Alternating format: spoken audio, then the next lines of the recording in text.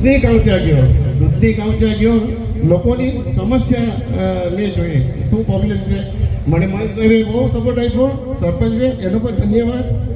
તો એમાં પણ મેં ઘર ને આ જે બધી વસ્તુઓ હતી એટલે લોકોને બધી સમસ્યા રસ્તા જે હતા કાચા કરવા એ બધું અમે સાથે મળીને કમ્પ્લીટ કર્યું અને તેના લોકોને પણ જે જરૂર એ થયું. અને ત્યાંથી પછી મેં સીધો ગયો મેં ખરડપડા ગયે અને ત્યાં મારે દામુભાઈ ને પણ મારે મુલાકાત થઈ અને એવે પણ મને બહુ સપોર્ટ આપ્યો, હદ પર સપોર્ટ આપ્યો. અને ત્યાં હું 15 મહિના રહ્યો અને ત્યાં જે ઘર છે કૈરા લુહારીથી માંડીને તે બધાને આજે તે ઘર મારે છે ને 35 કે 40 ઘર બાકી રહી ગયા ને મારી ટ્રાન્સફર થઈ. તો હું દામુભાઈને પણ સ્વાગતમ કરું કે એમને બે હાથ જોડી તાલીથી બતાવજો. અને આવી જ રીતે વારંવાર છે હું તો લોકોને એમ કહું કે તમારે જો ઘર હજી બાકી રહ્યા અને સરકાર તમને આટલી વ્યવસ્થા આપે અને જો વ્યવસ્થા આપે અને જો એ વ્યવસ્થાની અંદર તમે આટલું સારું જો તમને આપે તો તમે લોકો ઘર બનાવીને જો કોઈને અમારો સ્ટાફ છે દપાડાનો સ્ટાફ છે તે બિચારા દિન રાત તમારી વાળ લાગેલા છે. તો તે લોકોને પણ એ બિચારાને એ લોકોને પણ એ ન થવું જોઈએ. તો તમે લોકો ઘર જે આપેલા છે સરકારે તમે પહેલાં વહેલા તમે એ કરો, બરાબર છે. બીજું તમે જરૂર નહીં કે થોડુંક એક તો જાજુ માની લેજો. અને આજે જે કોઈની સાથે મારે બોલાઈ ગયું હશે, કોઈને કંઈ થઈ ગયું હશે. જિલ્લા પંચાયતના મેમ્બર દિનેશભાઈ, માજી સરપંચ દૂધનીના મહેશભાઈ, આપણે દાદરા નગર હવેલીના એક પ્રેસિડેન્ટ રમણભાઈ કાકવા સર અને હર કિસાન સરના સહપરિવાર આજે આ નિવૃત્ત થયા. ખરેખર જેઓ ગ્રામ પંચાયત દપાડાના સરપંચ શ્રી નગીનભાઈએ કીધું તેમ હું જ્યારે 2020 થી 2025 સુધી હું સરપંચ ગ્રામ પંચાયત ખરડપાડા હતા અને મારા ગ્રામ પંચાયત ખરડપાડામાં હર કિસાન સર આવ્યા અને ખરેખર એમનામાં જે કામ કરવાની જે જુનૂન હતી અને જે ઘણા બધા પેન્ડિંગો કામો હતા, જ્યાં સીસી રોડો હતા, જેવા વરસાદનો સમય હોય ત્યારે પણ એમણે હંમેશા એક કોલ કરવાથી ત્યાં જઈને લોકો સામે ઉભા રહેતા હતા.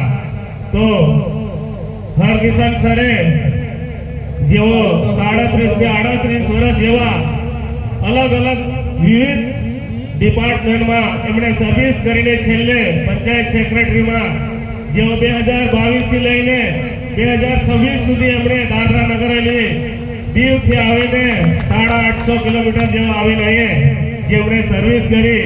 ખરેખર લોકોનો ખૂબ પ્રેમ હતો કે જેવો રમણ સરે કીધું કે લોકો કહે છે કે જ્યાં સુધી હોય ત્યાં થોડું ઘણું આમ બનાવ થાય ત્યારે લોકો કહે છે કે આ મંત્રી સાહેબ એવા છે તે.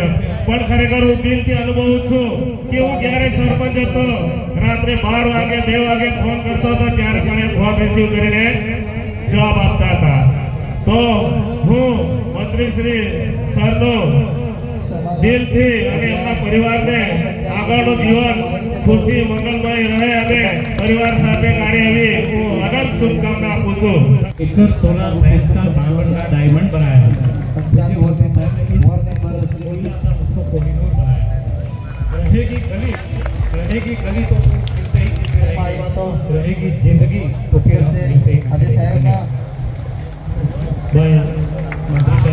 અને એમનો પરિવાર આ વિદાય સમારંભમાં ઉપસ્થિત આપણા દાદરા નગર હવેલીના વાઇસ પ્રેસિડેન્ટ વિનયભાઈ દેવન સાહેબ, અંતિમ વિદાય દબાડા પંચાયતના સરપંચ નગીન સર, વાસણા પંચાયતના સરપંચ મેમ, વાસણા પંચાયતના જિલ્લા પંચાયત સદસ્ય